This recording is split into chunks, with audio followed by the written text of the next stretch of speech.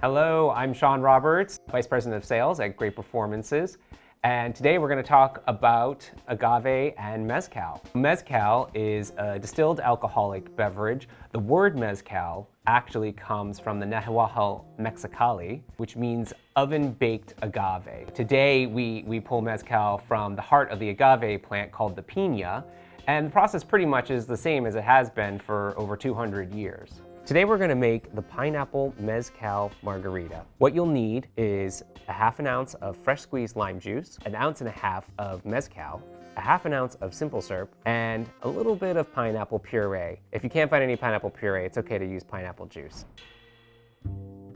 Combine all 4 ingredients. Fill a cocktail shaker full of ice. Add in the ingredients.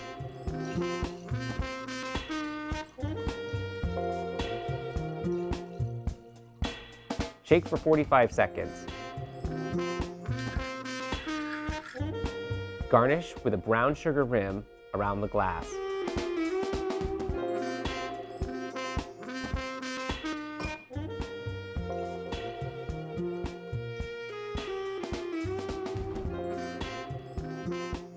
Salud!